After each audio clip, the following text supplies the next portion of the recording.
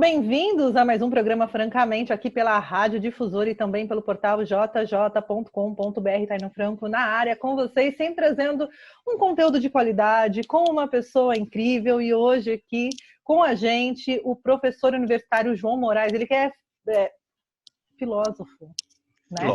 Filósofo. Não se assustem. A gente está aqui já num papo, né? Já estou aqui com o meu vinhozinho, né? Porque para falar com filósofo a gente tem que alcançar um nível de elevação. O vinho ajuda bastante. E a gente vai bater um papo hoje. Ele tem um trabalho específico em ética informacional. Parece difícil o conceito, mas você vai entender. Porque a gente hoje, nessa era tecnológica, a gente está voltando para o início. A gente está voltando lá para a filosofia, para discutir como se dá a informação tanto para o indivíduo quanto no coletivo, né? Bem-vindo, João, tudo bem? Obrigado, Tainã, fico feliz. Agradeço a oportunidade de conversar com você. Confesso que eu estou um pouco ansioso, um pouco nervoso aqui, mas é essa coisa do Covid, da pandemia, que fez a gente ter uma proximidade maior com esse tipo de tecnologia, mas ainda não é uma coisa tão habitual. Fico feliz, obrigado pela oportunidade. Então, como você disse, eu sou filósofo, eu dou aula em 2 faculdades, dou aula em um instituto federal, então eu tenho acesso a um público universitário e a um público de ensino médio, o que é interessante para a gente conseguir ter uma proximidade com essa nova geração, especialmente para pensar esse mundo conectado, o impacto das tecnologias no dia a dia, e tentar conseguir entender essas relações sociais que a gente tem, mudanças significativas graças às novas possibilidades de interação, né? Graças à possibilidade de que a internet promove mudanças significativas em como que a gente se concebe no mundo e concebe nossas relações nesse mesmo mundo que a gente busca entender de uma forma agora um pouco mais acelerada, acho. E a questão da comunicação, né, que ela é essencial para a vida em sociedade, né, uma necessidade aí desde os primórdios, a gente tem essa necessidade de comunicação, né, e a gente vive em sociedade, enfim, essas relações, elas vão mudando muito pelas ferramentas tecnológicas, né, não falo só de tecnologia, a internet em si, né, mas a tecnologia, a escrita mesmo, enfim, a gente foi adquirindo aí ao longo dos tempos formas de se comunicar, e toda vez que surge uma forma de se comunicar, a gente tem que voltar a discutir lá a ética, né? A gente vai discutir o ser humano e como essas coisas vão funcionar aí para uma sociedade. Mais do que nunca agora, nesse momento que a gente está vivendo, que está todo mundo aí em distanciamento social, a internet está sendo usada, o programa acontece, inclusive, né, antes na bancada, lá nos estúdios, onde você olha, você toca na pessoa, hoje a gente tem essa relação por internet que já não é muito uma novidade, né? Eu quando estava no colegial, por exemplo, ainda não tinha essa coisa de internet, sem entregar a idade aqui, mas essa coisa de internet ainda era uma coisa, né, que não era possível para todos, né? Existe uma nova geração, você que dá aula aí tanto para universitários quanto para colegial, você chama segundo grau ainda? Chama ensino médio. Ensino médio, tá. Isso. Na minha época era ginásio, aquelas, né? Mentira, né? Eu sou do tempo da internet de escada. Eu sou viu? Aquele que esperava meia-noite lá para poder pagar menos. Barato e não apanhar do pai da mãe. Um pulso só, né? Enfim. E tem uma geração aí que consome, que está ocupando as cadeiras da universidade, que não viveu a era pré-internet, né? Então, não tem referência, inclusive, de como se dava o consumo de informação nessa era, né? Porque hoje, imagina, bip, gente. Quem imagina um bip? Ou quem imagina que você ligava na casa de uma pessoa e uma terceira pessoa atendia? Oi, posso falar com fulano? Era uma, né? O próprio Imaginar telefone isso. com fio já é uma coisa absurda, Sim. né? Como assim, carta? A pessoa não sabe mandar carta. Sim. Então, eu não sei, eu também não sou tão jovem, mas eu ainda não sei o lado do remetente destinatário de uma carta, que a gente é obrigado a saber. Mas a gente, realmente, o que a gente tem hoje em dia, né, essa geração Z, Millenniums, a geração Alpha, que é essa geração que já nasce em meio a um ambiente informatizado, né, vamos chamar assim, no qual as tecnologias já fazem parte de ações cotidianas, né. Então, o que a gente tem ali a partir da segunda metade do século XX é uma popularização do acesso a tecnologias, né? Então, a gente vamos de comunicação, vamos fechar nas tecnologias digitais, de informacionais, porque eu acho que é onde são aquelas que aceleram de verdade as mudanças significativas nas gerações, né? Então, são graças às tecnologias digitais, essas de conectividade à internet, que a gente tem, ao mesmo tempo, o convívio de gerações que demorariam mais tempo cronológico para se alterar, né? Significativamente. Então, a gente tem as pessoas antigas que mexem na internet hoje em dia, e a gente tem as pessoas que já nasceram nessa realidade, que já tem toda uma facilidade para lidar com esse tipo de contexto, não tem que aprender. Então, essa é uma característica bastante interessante dessa geração Z, dos millennials, uma geração mais recente que já nasce imerso no ambiente tecnológico, numa sociedade da informação, né? Eles não precisam aprender a mexer com essa tecnologia. Então, tem um vídeo bastante clássico na internet, que é facinho procurar, que é de um bebezinho, uma criancinha mexendo num iPad. Não sei se já chegou a ver. Já. E depois ela tá com o dedinho, bonitinha, toda feliz, mudando para um lado e para o outro, como se fosse uma coisa super natural, né? Eu tenho uma sobrinha de 2 anos, que nem tem 2 anos ainda, mas ela já é muito familiarizada. Vem com chip, né? Já vem com chip. Já vem com chip. Já como esse aprendizado evolutivo parece que está muito mais acelerado graças à quantidade de informação que a gente recebe no dia a dia, né? Então, em pouco tempo, é muita informação. E aí, o interessante desse vídeo é que a hora que dá uma revista para a menininha, ela não tem uma facilidade de virar a página, né? Ela faz assim na página. E ela fica triste porque não funciona. E ela acha que o dedo não tá, sabe, que quebrou. Não tá então, ela aperta a perna dela e fala, não, mas eu tenho o dedo, parece que não está funcionando. Então, é legal esse tipo de situação, de exemplo, para mostrar que, bom, aí as pessoas agora não aprendem mais a usar tecnologia, essas gerações novas, de 2000 para cá, principalmente, que já tem 20 anos, por incrível que pareça, né? É louco isso. Né? Eles já estão imersos num contexto em que você falar de Google, falar de Facebook, falar de Twitter, falar de internet, falar de linguagem de programação, acaba sendo uma coisa corriqueira. Já não é estranho. Ninguém faz curso para mexer no Word hoje em dia.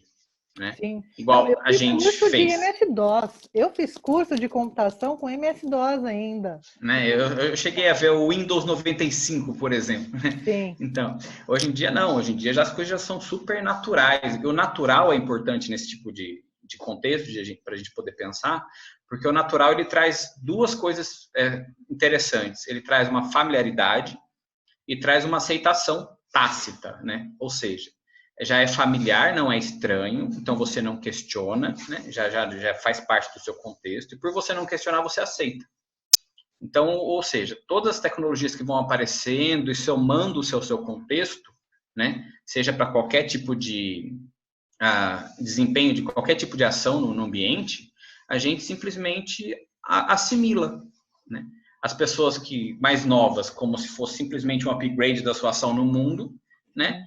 E as mais velhas como, bom, eu tenho que aprender isso, senão eu vou ficar fora da vida social, da vida social urbana, no caso. Porque houve uma discussão muito grande sobre o impacto da tecnologia no mercado de trabalho, no sentido das pessoas que estavam no mercado de trabalho com o advento da tecnologia, com o advento da internet, delas correrem atrás, né, de aprenderem e saberem lidar com a tecnologia, para não perderem seus empregos ou para se manterem atualizados, né? Hoje em dia essa conversa nem é possível, né? Imagina, ninguém fala, você tem que entender de internet, de tecnologia, é uma coisa que já é esperado de você, tal qual você respirar, você comer, tal qual suas necessidades naturais, né? Assim, sim, e se a gente presume pensar... que todo mundo já esteja de alguma forma conectado, né? E quando você não tem esse preparo comum, parece que o dia a dia ele vai gerando demandas com as quais você se depara e você tem que correr atrás. Sim, né? Sim. Que nem aplicativos de videoconferência. Até 2 meses atrás, você perguntava para as pessoas, elas, bom, não sei. Hoje em dia elas sabem pelo menos 4. Sim. Porque se um não der, vai conectar no outro. Porque é necessário para você o quê? Para você conseguir manter o mínimo de regularidade na sua vida cotidiana, né? A partir do contexto que a gente está de distanciamento social. Além disso, por exemplo, na educação, os professores que precisam manter o seu trabalho, manter a sua regularidade, eles têm que aprender a gravar aula. Eles têm que aprender a usar uma tecnologia que compartilha a tela. E isso parece ser super simples para os alunos, mas pegam ali uma senhora de 50 anos que dá aula há 35 anos e fala assim, compartilha seu PowerPoint. Isso é estranho demais, entendeu? Mas é obrigado a aprender para você conseguir lidar com esse novo ambiente, que é natural. No caso dos professores, até tive uma conversa agora recentemente com uma professora de cursinho, enfim, e ela fala, e ela é uma pessoa super nova, mais nova que eu e tal, e ela fala que nessa relação de internet há uma dificuldade no sentido do professor olhar para aquele aluno no olho e entender que o aluno pegou o que ela está falando para ela seguir com a matéria, né? Não, isso é incrível como falta. E aí a gente tem lá os contras, vamos chamar. Tem muitos contras em relação a ensino à distância, mas não é o ponto. A questão é, diante a falta da pessoalidade, dessa relação física, ela tira a sua história evolutiva de percepção do outro, né? Esse olhar no olho, perceber as expressões. A gente ainda conversando entre duas câmeras, ainda dá para ter um certo tipo de relação um pouco mais próxima, mas quando você está ali, pensa no professor com 40 alunos em sala, que normalmente é uma conectividade oscilante. E você fala, e você espera que as pessoas entendam, só que você não tem a troca. Eu pelo menos, estou sentindo bastante essa falta, sabe, na prática de docência. Eu estou dando aula nas faculdades, eu tenho que gravar videoaula. Mas você não tem ali o aluno para saber, posso continuar, devo parar aqui. Você supõe, você fica naquela suposição. Acho que esse ponto é complicado, mas você não tem o aluno ali para te dar o feedback, né? Para te dar aquela resposta e fazer com que a sua ação no mundo seja mais significativa, ou seja, mais bem direcionada, seja mais efetiva no que você se pretende fazer. Porque a gente tem uma educação super conteudista, né? E, na verdade, na sala de aula o que acontece é um compartilhamento ali de informação, já que os alunos também, em sala de aula, você falou uma coisa, o aluno já consulta o Google no celular e já te questiona e já te rebate. Enfim, isso imagino, né? Nas conversas que eu tenho tido com professores, percebo que isso é recorrente, assim, né? O aluno questiona na hora, ele enfrenta, né, a dúvida ali na hora, né? Sim, a velocidade de troca é muito grande. Isso aumentou muito, acredito eu. Quando eu, pelo menos, era aluno, no caso, a gente não tinha toda essa facilidade de obter informação em tempo real, vamos chamar assim. Sim. Então, isso é uma coisa muito interessante de um dos aspectos que se alterou graças à sociedade da informação. Então, é tudo muito instantâneo, é tudo muito em tempo real, é tudo imediato e junto com isso a gente tem uma quantidade imensa de informação disponível que gera diversas coisas boas e diversas coisas ruins. Sim. Dentre as coisas boas, a gente tem essa possibilidade de chegar além do que você preparou, né? Porque o aluno ele consegue te retrucar no bom sentido, né? De uma forma um pouco mais madura, caso ele entenda como ele pode usar aquela tecnologia para isso, né? E de um lado ruim, que é você não conseguir lidar com esse tanto de informação disponível, especialmente quando você ainda é um adolescente, né? Porque aí você não tem a maturidade suficiente para saber selecionar ou suportar o peso da enxurrada informacional que a gente tem disponível hoje. Porque existe também, dentro aí do que você falou, a internet ela possibilita tudo, possibilita revisionismo histórico, negacionismo, possibilita que cada indivíduo produza um conteúdo, né?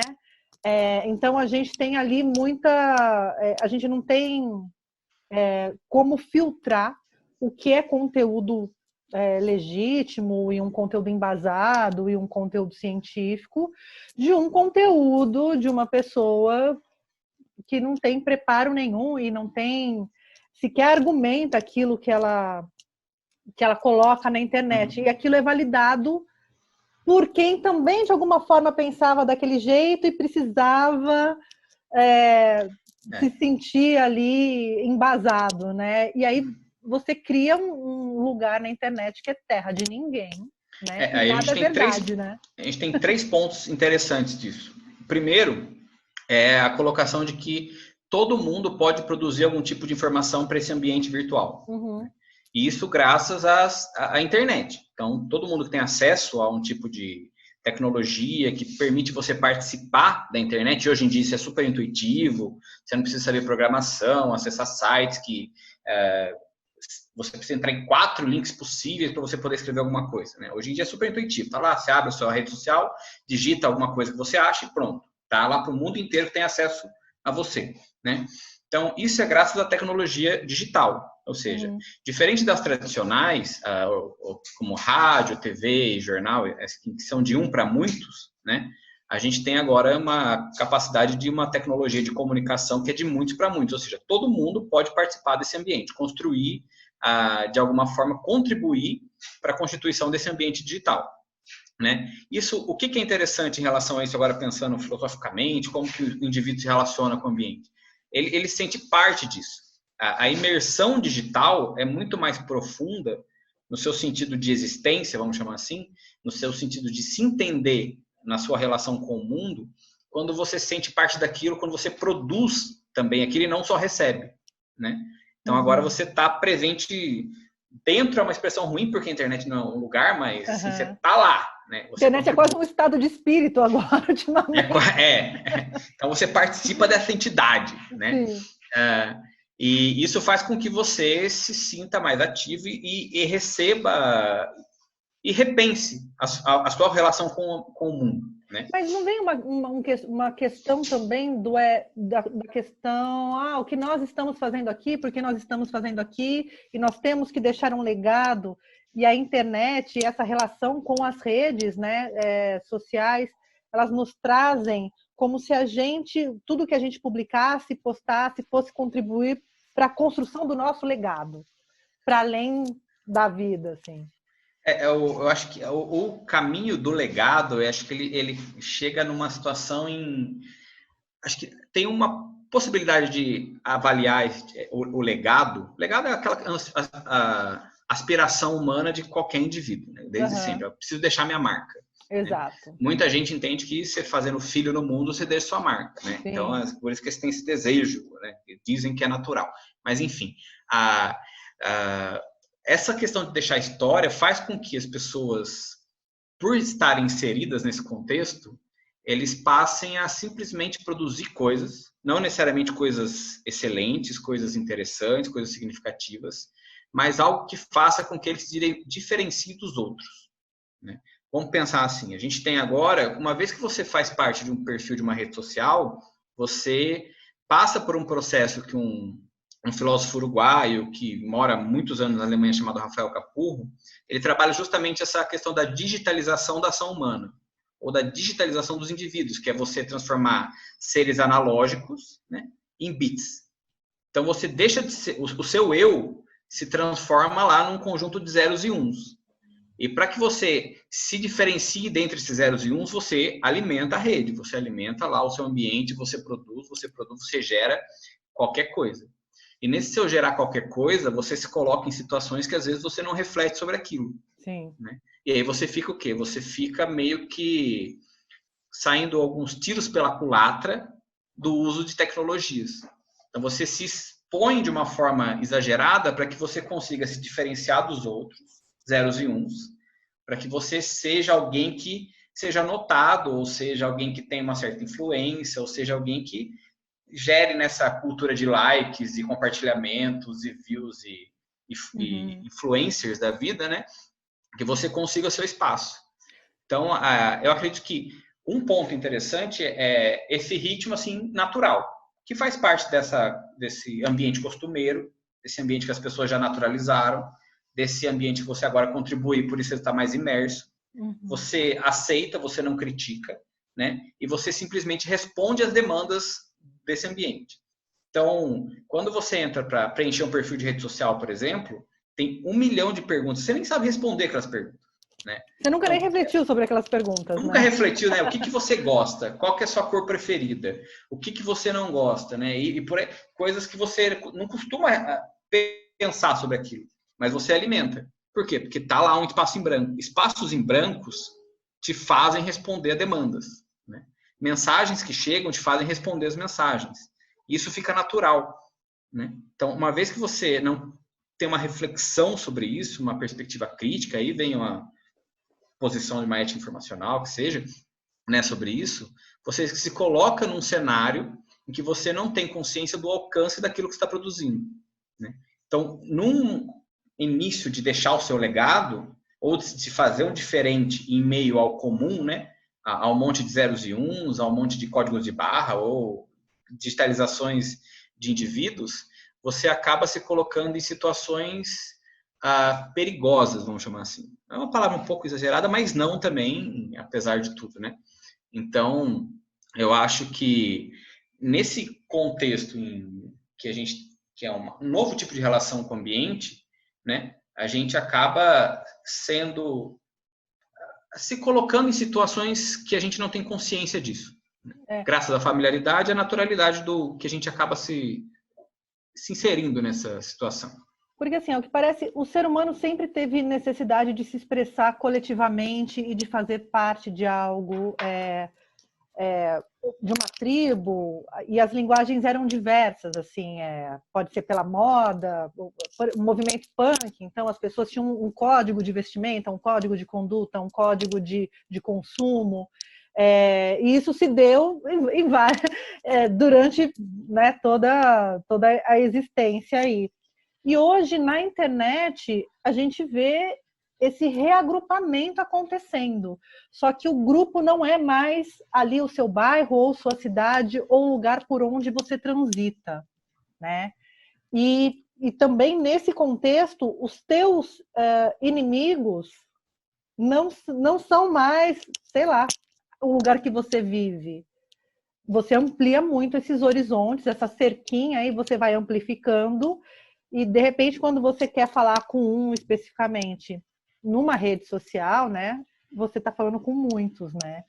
E Sim, aí acho que cabe o perigoso, porque quando você quer ser mal com um, você é mal com muita gente, né? E como você havia dito, essa questão de você acaba gerando esse ambiente de terra de ninguém. Uhum. É uma terra de ninguém, inicialmente, pelo menos para a gente, aqui no nosso contexto de novidade tecnológica, porque é muito recente essa popularização da tecnologia, com muitas aspas, porque o acesso é muito ainda pequeno, né? Mas ele é muito presente. A gente tem basicamente esse problema de que a nossa expressão no mundo, a nossa vida, a nossa expressão de cidadania, a nossa vida significativa, ela só se dá se você tem acesso à tecnologia. Sim. Do contrário, você não participa da sociedade, né? Sim. E esse é um problema social muito problemático, porque boa parcela da sociedade não participa de uma forma efetiva desse contexto, desse ambiente, né? Se você pegar aqui, para você existir e expressar a sua existência, você precisa de recurso financeiro, né? Para você consumir, para você se vestir, para você se relacionar, para você, inclusive, ter bagagem cultural, enfim, você precisa ali de dinheiro. Então, você primeiro se expressa como trabalhador, depois como ser humano, né? Sim. E se a gente fala de... Pode falar, desculpa. Não, e hoje em dia, boa parte das expressões, basicamente todas é muita coisa, mas assim, grande parcela da nossa vida cotidiana, vida urbana, relações que a gente tem, ela passa por algum tipo de tecnologia. Ela necessariamente passa. E se você não tem acesso, ou você não tem um know-how, ali você não sabe usar significativamente aquele tipo de artefato, de tecnologia, como seja, você está fora. Né? E aí você tem mais um tipo de possibilidade de exclusão social, de desigualdade social, né? Que é um problema bastante caro e evidenciado de uma forma extrema agora, graças a esse contexto que a gente está vivendo. Sim, Pode falar. Não, pode ir. Porque a gente recentemente tem essa discussão aí do Enem, né? Ah, não, estude pelas plataformas digitais. Isso foi o maior... eu acho que foi o maior divisor de águas da desigualdade do país nessa quarentena, né? E talvez esse se mantiverem as datas. Talvez esse seja o Enem mais excludente da história do Não, Enem. demais, demais. E assim, eu dou aula no ensino médio, sabe? Eu dou aula no Instituto Federal. A gente ainda está acertando como vai funcionar, mas por enquanto as aulas dos meus alunos estão suspensas, né? Enquanto tem escolas particulares sobrecarregando seus alunos com conteúdo, né?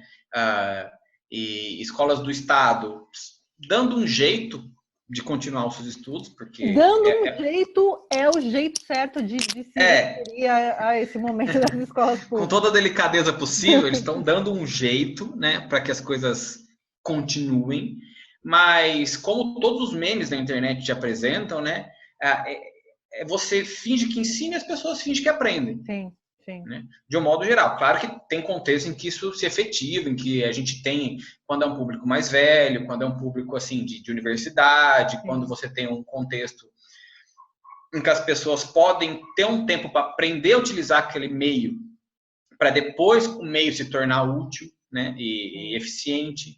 Mas a questão do Enem, o comercial do Enem é uma afronta, né? É uma afronta. É uma coisa extremamente antiética, aquele tipo de comercial, sabe? Porque quando você vai fazer uma pesquisa muito simples, pelo menos com alunos, assim, conversar com alunos de ensino médio, e olha que eu tenho, o meu nicho de alunos é um nicho regular, até assim, em relação ao poder aquisitivo, mesmo assim você tem um computador por casa, só que a mãe tem que trabalhar, porque ela está fazendo home office. Sim. Você tem um computador por casa, mas você tem irmão na faculdade. Tá? Porque então, uma coisa que as pesquisas falam, as pessoas, X% da população tem acesso à internet, mas ninguém pergunta qual é a qualidade desse acesso à internet. Porque, a qualidade é a variedade, né? É o WhatsApp. Eu tenho acesso para viabilizar ali o meu contato social via WhatsApp. E aí eu tenho, sei lá, 2 gigas por mês.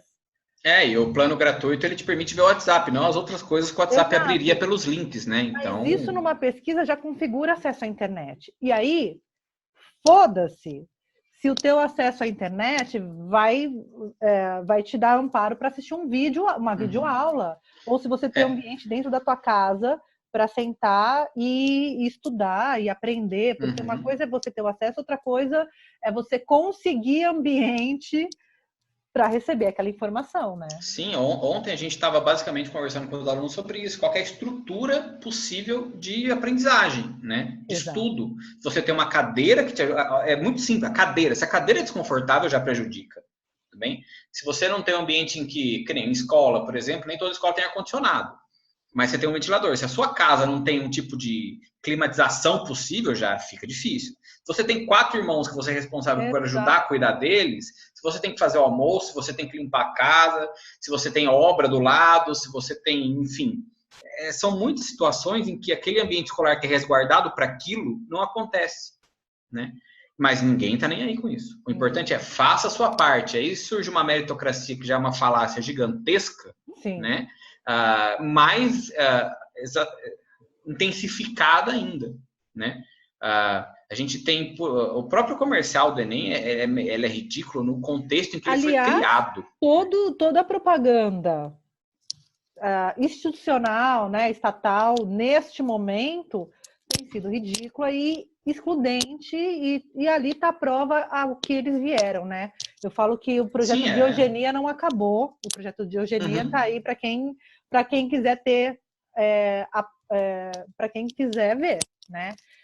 Eu falei da questão do Enem e dessa exclusão do Enem especificamente, obviamente, por você ser professor e estar dentro desse contexto de educação, mas trazendo aí para o mundo de informação e de notícia e de como você consome informação e notícia sobre o mundo, sobre a vida, sobre política, né? Porque aí a gente tem uma guerra virtual acontecendo, e não só no Brasil, né? Isso, a guerra que era destinada antes a, sei lá, comício, agora ela é uma guerra muito amplificada aí pelas redes sociais. E ela também nos traz uma série de problemas, né? Porque... Ela é amplificada e ela joga sujo hoje em dia. Exatamente. Né? Então, não que não jogasse antes, né? Mas agora, com as tecnologias e com o seu uso como dizer, não vou dizer ingênuo, eu da infantil, mas infantil é uma palavra ruim. Você usa o ingênuo da internet, você usa o ingênuo dos caminhos que você vai traçando e deixando marcas na internet, é justamente essas marcas que são utilizadas sem o seu consentimento para que esses comícios online gigantescos, intensificados, joguem sujo para jogar na sua cara aquilo que você quer. Porque, assim, aparentemente a certidão de nascimento já veio com um termo de aceitação, né? Você nasceu e fala, clica lá, sim, eu aceito, e não lê. E não lê o que vai acontecer na sua vida. A gente tem aí todas as questões com relação a recolhimentos de dados. Eu tenho acompanhado muito a questão da lei brasileira, aí, a LGPD, que aparentemente foi adiada para o ano que vem, entrar em vigor agora no 26 de agosto, e foi adiada. Eu não sei se muito convenientemente foi, né, adiada. Tem a questão do governo querer privatizar a Dataprev, que tem dados de todos os brasileiros. Ou seja, a gente está discutindo internet, fake news, milícia virtual. A gente está discutindo esse ambiente, mas há um ambiente muito mais profundo que tem todos os nossos dados e faz da gente o que eles quiserem. Sim, e aí vem uma questão realmente profunda e que exige essa superação dessa ingenuidade digital, vamos chamar assim, que pode ser conseguida por esse tipo de discussão, que pode ser conseguida por acesso à internet de modo significativo, em que o usuário busque informações que vão aí contemplar um tipo de conhecimento que não é dado na superfície, né? Não é a primeira coisa que aparece na sua cara. O que aparece é um meme, o que aparece é um gatinho carinhoso, o que aparece é coisas que vão lá, clique 2 vezes aqui, né? Então, esse tipo de conhecimento que vai demonstrar ou vai simplesmente delinear como que as coisas acontecem ali por trás do sistema, isso é uma coisa que, acredito eu, está melhorando, está se aprimorando. As novas gerações, elas estão mais cientes disso, pelo menos, eu espero que sim, mas eu vejo que elas têm um pouco mais de crítica em relação ao uso, né? Ainda são crianças, mas com mais potencial, vamos chamar assim, né? É diferente do tio do Zap. Então... O tio do Zap é caso perdido. Você acha que o tio do Zap é caso perdido? Tio do Zap é caso perdido porque ele já está muito cristalizado o tipo de convicção, sabe? Sim. Então, como tem um rapaz que ele chama Rafael Testa, não sei se você conhece. Ele me apresentou um conceito que chama arrogância epistêmica. E aí mudou um pouco o meu viés de pesquisa, que é justamente isso, né? Tipo, o que é epistêmica? A relação ao conhecimento, arrogância é arrogância. É quando é duro, quando é rígido. E a gente tem que esse uso ingênuo da internet, ele só alimenta e enrijece e vai endurecendo o tipo de visão de mundo que você tem. Por quê? É só detalhes.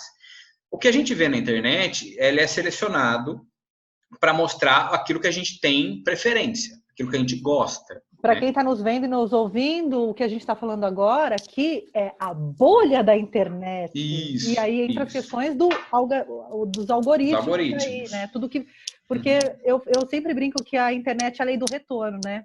Tudo que você alimenta a internet, ela te devolve. E só isso, basicamente só isso. Né?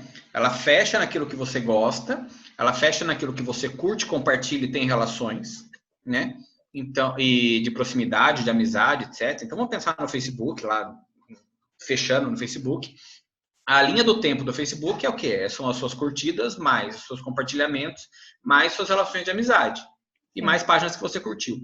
Certo? Então, não vai te apresentar coisa que você não gosta. O Facebook não vai te mostrar aquilo que é contrário à sua convicção de mundo. Mesmo porque ele quer que você fique o maior tempo possível dentro daquele ambiente. Sim, tipo, ele quer ser sempre agradável. Ele vai ser seu amigo que só te fala coisa boa, não te dá tapa na cara. Né? Então, por causa disso, e aí uma complicação em relação a esse distanciamento social é que a gente fica muito alimentado com isso e tem uma diminuição do confronto com a diferença de uma forma muito significativa, né? Então, o tio do Zap está cada dia mais feliz graças a esse distanciamento social e devemos fazer o distanciamento social, mas esse alimento pela internet, assim, só por aí, a gente só tem um enrijecimento cada vez mais duro da convicção do nosso conhecimento. Radicaliza, isso, né? Radicaliza. A gente tem justamente esse tipo de cenário. A gente estava falando do que mesmo? Eu perdi agora no começo. Eu também não sei. Bom, então vamos continuar, porque isso é importante. né? Então, a gente tem esse tipo de enrijecimento e que acaba fazendo com que a gente... certo. Que a gente não tenha noção da profundidade que o uso que a gente faz da internet, né, volta para a nossa realidade. Né? Ou seja, a gente tem a noção de manipulação. Né? Até o ano passado, incrivelmente, foi o tema do Enem, esse tipo de situação. Né? Como que... O ano retrasado, acredito eu. Foi o tema do Enem. O ano retrasado ainda era um Enem comunista. Comunista, partidário, ideológico. Partidário ideológico. Né? Doutrinador. Colocar Mano Brown no Enem, que isso? Uma pergunta racional. Sim, mas eu gostaria disso, inclusive. Sabe? Então, a gente não tem esse conhecimento. O uso ingênuo da internet, ele sobrepõe, né? Ele fica muito superficial e falta esse conhecimento de como que as coisas se realizam ali no fundo. Então, o que a gente falou, a Dataprev vai ser privatizada. Quando você privatiza alguma coisa, ela tem dono. Sim. Então, pode não parecer óbvio, mas ela tem dono. Então, e por que isso é interessante? Porque quando a gente usa a internet, a gente reduz a internet, que é esse espaço hipoteticamente democrático, horizontal, em que todo mundo participa da mesma forma, hipoteticamente, né? A gente reduz, você pergunta, você mexe na internet? Mexo. No que? Facebook, Google, Instagram e Twitter. Pelo menos não te perguntam se você sabe arrumar impressora. Não, porque ninguém sabe. Impressora é temperamental. Sim. Impressora só funciona quando ela quer. É a irmã ali do videocassete. Basicamente. Não é da sua época. Não, mas eu sabia mexer. E aí o que acontece? Quando você reduz a internet a isso, você reduz a internet a donos. Né? Porque são empresas, não é internet. Sim, né? sim. São provedores, são empresas. Então, empresas têm interesses. Né? Empresas elas vão fazer o máximo possível para ela poder capitalizar em cima do seu uso. Então, quando a gente tem projetos em que o Facebook e o Google vão levar a internet para regiões onde não existe, não é solidário, não é generoso. Não é. Então, o quê? Eles estão querendo fazer com que você aumente o número de usuários. Criar o consumo ali. Criar o consumo e criar um capital cultural. Olha que interessante. Eles não precisam ir lá para conhecer os pormenores das culturas e hábitos locais. Por quê? Porque as pessoas dali agora, com tecnologia e com a internet, já vão alimentar a rede com isso. E aí você tem tecnologias hoje em dia que conseguem configurar, fazer relações entre essas informações e configurar padrões que vão te dar um mapa lá, um gigantesco, de como que as coisas funcionam no mundo. Não, e aí você pensa, nossa, toda vez que eu uso o meu aplicativo do Instagram, do Facebook, que eu coloco o narizinho de gatinho, orelhinha, que legal, me comuniquei, fiz uma brincadeira. Tem alguém medindo o tamanho do seu rosto, as suas medidas faciais. Isso é meio nazistinha, né? Porque eles curtiam medir ali o rosto para separar a população. Mas também a Michael Kors comprou essas informações e a Michael Kors hoje consegue me vender um óculos adequado para o tamanho do meu rosto, porque ela tem essa informação. As empresas de maquiagem conseguem me vender maquiagem porque ela tem acesso ali à minha câmera, ao meu rosto, minhas medidas, minhas preferências. E aí, quando você pensa na publicidade, parece uma coisa... Puta, mas é legal receber informação das coisas que eu quero comprar, porque eu quero útil, comprar. Né? É útil. Né? Então a gente vê muito essa internet como uma ferramenta muito útil para a nossa comodidade, da gente não ter que levantar de casa, do sofá, para comprar alguma coisa. Por outro lado, a gente vê que quando vaza informação, eles mudam o rumo de um país ali, eles veem o teu comportamento, da onde você acessou, e fazem todo ali uma equação para definir quem vai ser seu próximo presidente. Parece uma coisa tão teoria da conspiração. E olha que legal. Mas... Antes da gente entrar na parte da política, que é aquela mais pesada, delicadinha, o próprio lado do consumo mesmo é complicado, né? Se a gente for pensar na questão de que somos livres, hipoteticamente, somos livres porque temos autonomia, ou seja, decidimos aquilo que gostaríamos de fazer, supostamente. Isso parece que cada vez está mais questionável. Né? Isso é um problema ético. Né? A nossa autonomia é um problema ético. Né? Se a gente decide ou não a partir do que a gente quer fazer no mundo, é um problema ético. A partir do momento que alguém decide pela gente, parece que você perdeu o seu lugar no mundo e você está ali sendo manipulado. E manipulação é um problema muito grave. Então, mas um cenário hipotético construído na minha defesa de doutorado, que é possível, mas foi sugerido por um engenheiro elétrico, que trabalha hoje já em grandes empresas de tecnologia, ele citou o seguinte exemplo.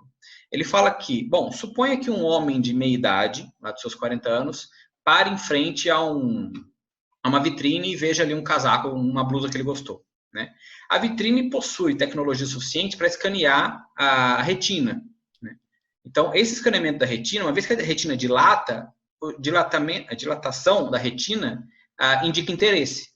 Sim. Então, uma vez que indica interesse, já é acionado por um sistema de integrado e comunicativo de que alguma vendedora lá de dentro vai sair para abordar o senhor de meia idade. E por que uma vendedora? Porque há uma pesquisa já que mostra que homens de meia idade são mais vulneráveis a vendedoras, né? E aí já mostra que, beleza, entra, oferece o produto. Com o histórico de compra que está presente pela troca de informações entre as empresas, mostram que esse homem de meia idade tem preferências por desconto à vista ao invés de parcelamento. E aí, o que a menina vai fazer? Vai oferecer um desconto à vista ao invés do parcelamento. Então, toda a situação vai sendo construída para que, mesmo sem você ter a menor interesse em comprar algo, você saia com um casaco que você simplesmente parou para ver na vitrine.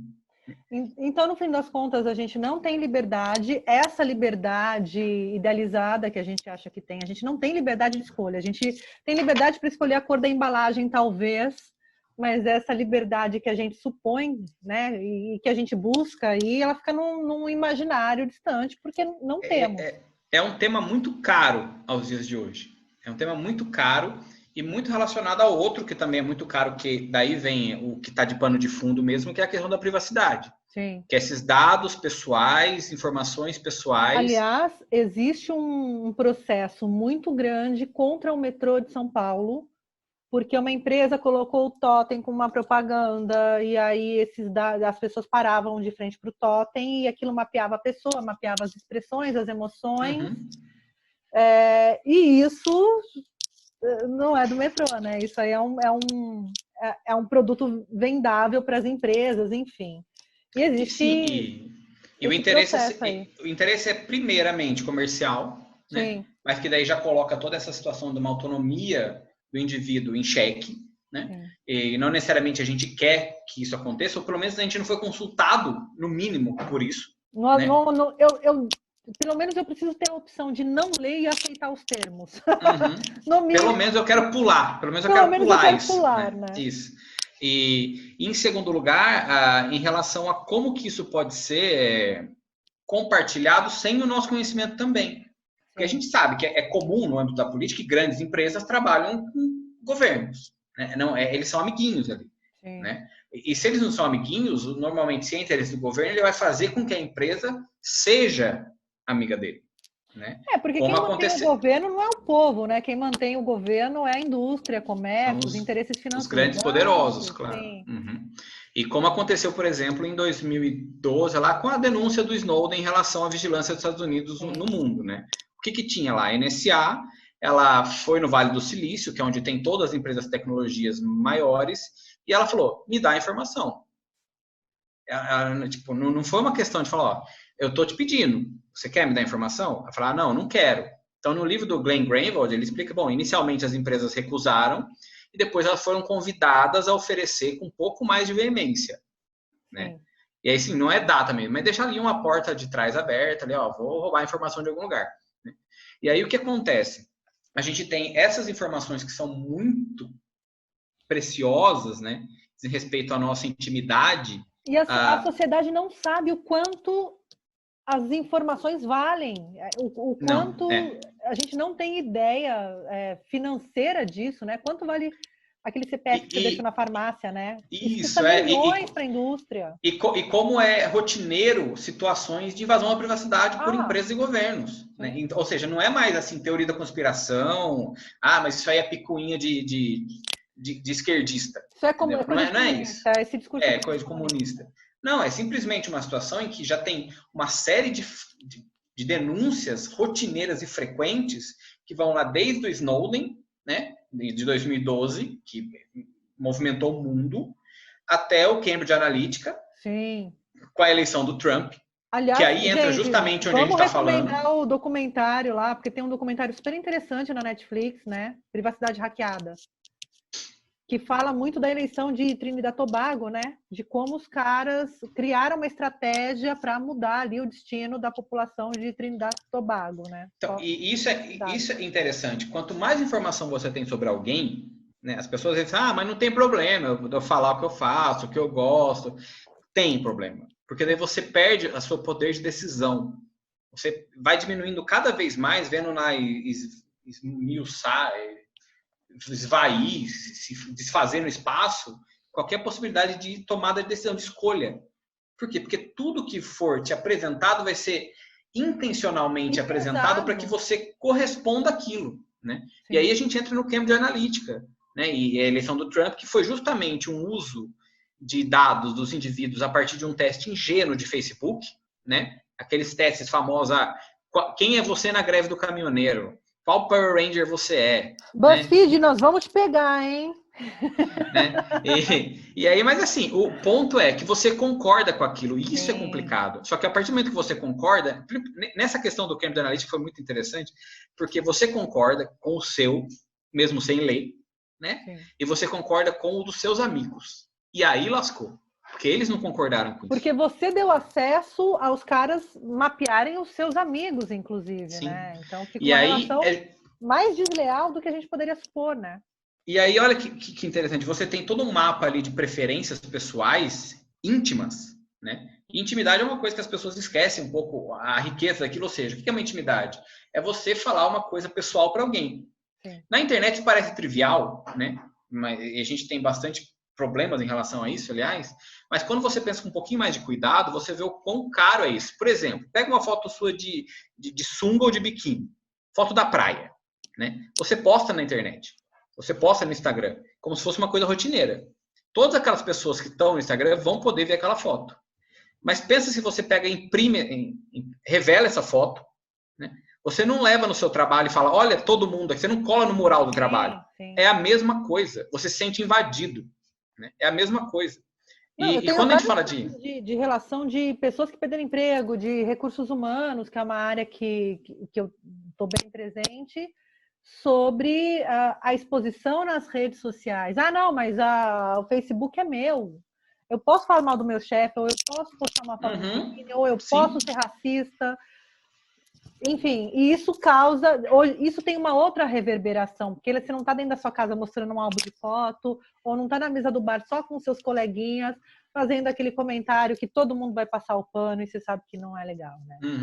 E o interessante é que quando essas grandes empresas contratadas, e aí vamos lá, porque empresas que têm donos são particulares, contratadas por pessoas que têm interesse no uso dessas empresas, né? Então, são empresas que têm um conjunto gigantesco de dados de usuários, dados pessoais de usuários.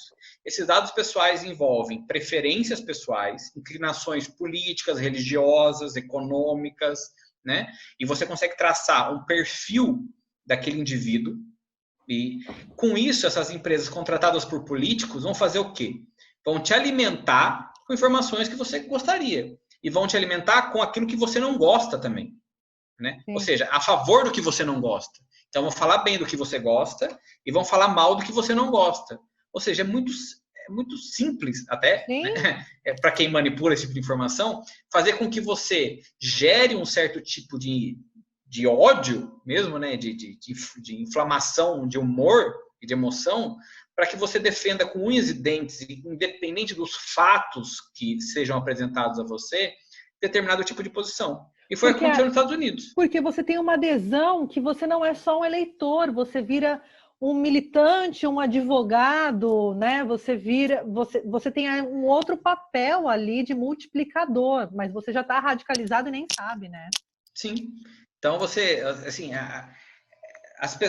com essas tecnologias, as tecnologias de Big Data, famosas já hoje em dia, eles conseguem justamente traçar ali as suas preferências pessoais com muito mais riqueza do que se você fosse responder sobre você mesmo. Isso é muito interessante, né?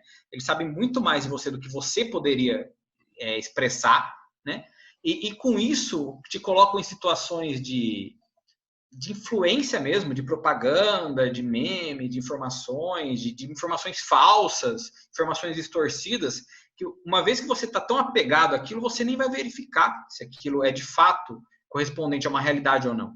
Tá aí a Terra plana para provar para a gente que esse método funciona, não é mesmo?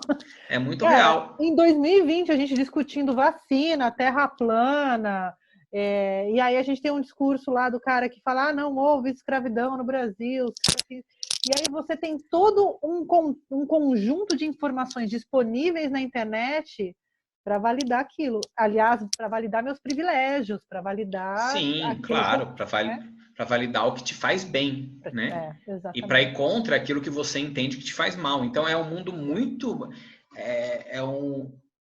Está alimentando o seu individualismo, alimentando o egoísmo e contribuindo para um tipo de cenário. E aí a ideia é justamente pensar o que vai ajudar a gente a desconstruir, ou pelo menos a ir em outro caminho que não seja de um isolamento de crenças, né? Cada um vai pensar no seu próprio mundo, e o que não for meu mundo, dane-se, né? Tipo... Porque a gente está ficando cada vez menos tolerante à opinião do outro, né?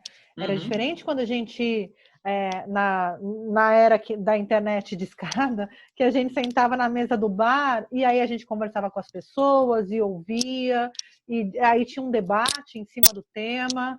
Hoje não, hoje está tão radicalizado que a gente sequer consegue argumentar de fato contra ou ouvir aquilo que a gente não acredita, né? Não existe mais essa troca. Sim, a gente tá duro. Essa é a palavra. A gente Voltando tem lá, barreiras.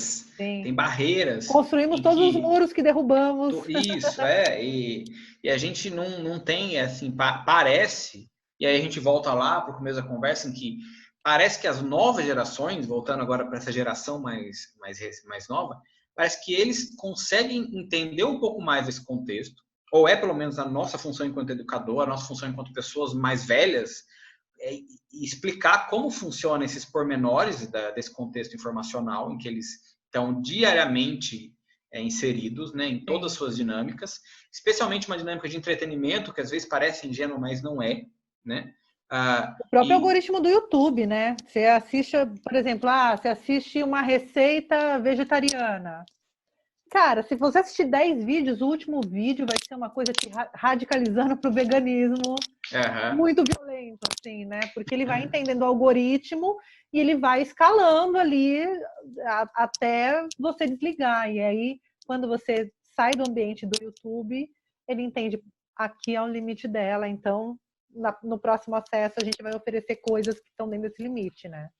E assim, uma vez que você consegue ilustrar como que funciona esse ambiente e tentar com isso gerar uma sociedade mais crítica em relação às tecnologias, principalmente ao uso, ao alcance,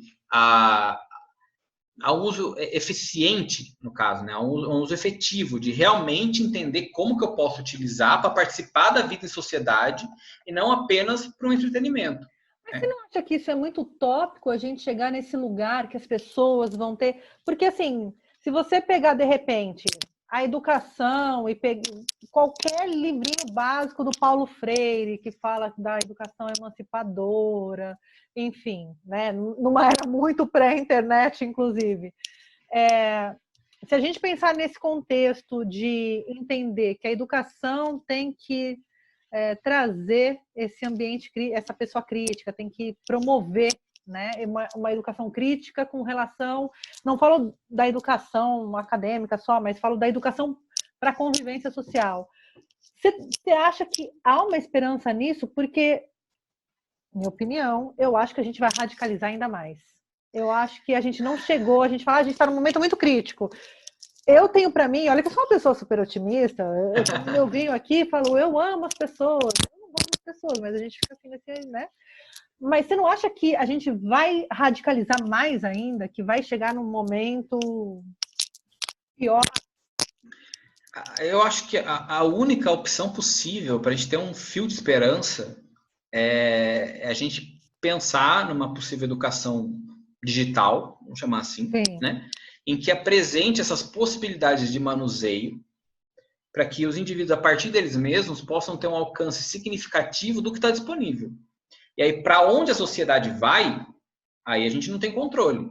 Né? Porque uma coisa é você ensinar a usar um tablet, ou ensinar a usar um celular, ou ensinar a acessar. Outra coisa é você ensinar as pessoas a procurarem informação. Sim, Né? A mesma coisa, justamente esse o você caminho, apresenta né? uma biblioteca e você fala, olha, aqui essa literatura é isso, essa aqui é aquilo. Você apresenta lá, né, os corredores, cada um temáticos. Outra coisa é você fazer a pessoa abrir o livro, fazer uma leitura que vai servir para a vida, ou que ela vai aplicar, ou que ela vai entender, né? Eu fico Mas pensando, é justamente essa é a esperança das ciências humanas, independente do tipo de sociedade em que ela vive, né? e é Então, louco quando você fala de 01010101 e pensa em tecnologia, você recorre lá na filosofia e na psicologia e na experiência humana enquanto sociedade, né? Você volta. assim, essa visão utópica, né? Utópica é uma coisa que não é inalcançável, é uma coisa que tende a um ambiente melhor, é um cenário possível interessante, agradável e promissor e profícuo, né? A questão é, se a gente vai chegar, a gente não sabe, mas é bom ter um norte, é bom a gente tentar delimitar o que pode vir a ser mais interessante para essa vida em sociedade, para a gente não chegue numa distopia que é justamente o oposto, né? Para que a gente não chegue num cenário que parece que a gente está vivendo, aliás. Mas você não acha esse imperativo humano da meritocracia, essa coisa toda, ele tem ficado mais forte? Eu Ele concordo tem ficado, plenamente. Eu né? acho que Quando ou a a pessoa gente... não conseguiu porque ela não quis, porque ela não teve força de vontade. Essa era de coaches, essa era de Nossa, produtividade, inclusive na pandemia, que se tem. Não, você está em casa, então você tem que fazer 1000 cursos, aprender inglês, francês, espanhol, inglês, otimizar, né? Otimize o seu otimizar. tempo, né? Então, a gente tem hoje, até pela velocidade de informação e quantidade de informação e velocidade de internet, enfim, nós, pessoas privilegiadas, óbvio, né? Eu não estou falando dessa galera toda que é excluída no Brasil, desse contexto. Mas a gente está carregando essas angústias aí de ser super produtivo e diante dos 30 anos ter o seu primeiro milhão. E aí. A gente é fruto do modelo econômico vigente, né? A Sim. gente é fruto da nossa sociedade. A gente só vai conseguir ter uma visão mais solidária, mais altruísta, mais generosa, se a gente alterar o modelo vigente. Não tem muita... Mas assim, essa coisa de derrubar o capitalismo, eu acho que o capitalismo ali pode morrer, como eu acho que, né? E a gente ficar ali convivendo com o fedor do defunto. Eu acho que a gente está vivendo meio que isso, assim, que é a decomposição do corpo do defunto, sabe? Porque não está funcionando, né? Não, e o que o interessante da pandemia, no caso, foi justamente meio que botar o dedo na ferida, né? Botar o dedo na ferida e falar, ó, não tá funcionando, e ó, tá todo escancarado Mas tem como gente que a não coisa... liga. Mas aí justamente a gente tem essas pessoas que não ligam, elas estão nesse tipo de enrijecimento de crença sobre o mundo, Sim, sim. que não adianta a gente jogar na cara dela um livro do Paulo Freire, que não vai adiantar. Por quê? Porque falaram para ela que o Paulo Freire não presta, que o Paulo Freire é um comunista, que o Paulo Freire é contra uma Aliás, educação... gente, falou comunista para mim, eu já desligo meu. Sabe? Eu já Então, desligo meu cérebro. é justamente esse o problema. A gente tem, não sei como, mas parece que pensando a longo prazo, infelizmente, focando numa esperança das novas gerações, conseguindo ilustrar que, ó, a gente tem esse ambiente rico de informações que você pode procurar as maiores variedades de perspectivas possíveis e daí verificar a credibilidade do que é dito e a partir daí tentar gerar o seu conhecimento a partir do mundo fundamentado. Se o conhecimento for fundamentado, ele já é uma boa esperança sobre o que a gente pode vir a ter no mundo, né? Se a gente tem alguma coisa que é cientificamente comprovada, que tenha ali um embasamento lógico, racional, que extrapola o achismo, que extrapola a mera opinião, que extrapola simplesmente uma convicção porque eu gosto e porque me faz bem, não se refuta a ciência com opinião, né? A gente está vivendo na medicina, né? A gente já tem um mínimo de esperança que daqui a um tempo as coisas podem melhorar. O cenário atual é caótico. Isolador. Se a gente for... Eu falei de esperança, João, só para a gente ir aí encaminhando para eu te liberar.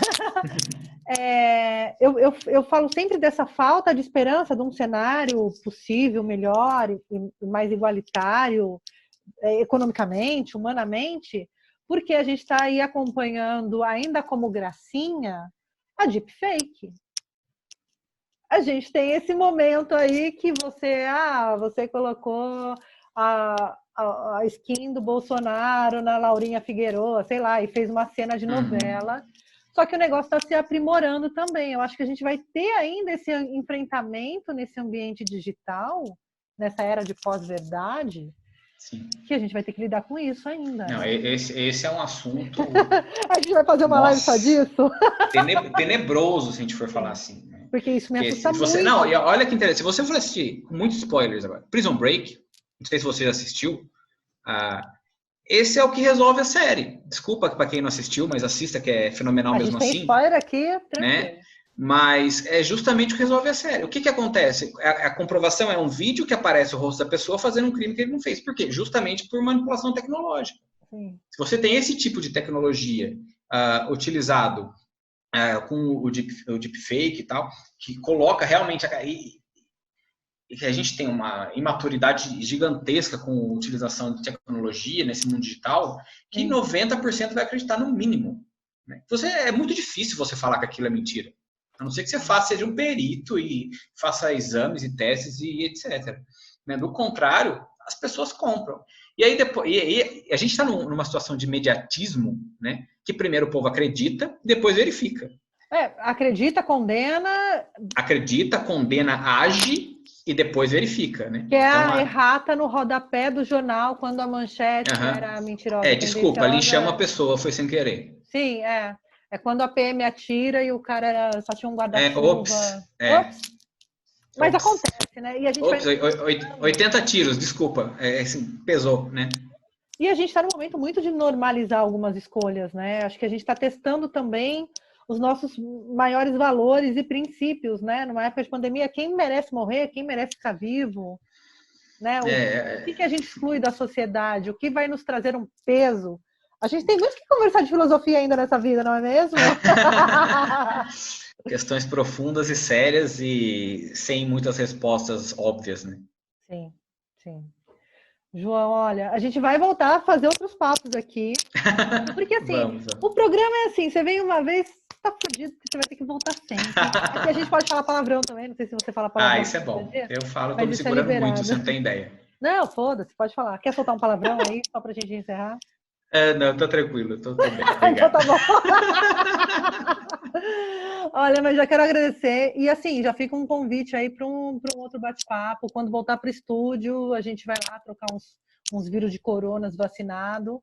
Sim, quem sabe, né? O ano que vem a gente já não tem esse tipo de expectativa. O Brasil não tá na fila da vacina, mas quem sabe um dia chega pra gente. Coitado do Brasil, o que ele fez para merecer isso? Não assinou um contrato científico aí, parece. Mas eu acho que o Brasil tem dinheiro para pagar caríssimo numa vacina. Você não acha? Tem, não, é super tranquilo. Vai chover na vacina. Olha, eu acho que se não borrifar na rua. As próximas parcelas do auxílio emergencial, a gente tem dinheiro para comprar vacina. E aí você escolhe.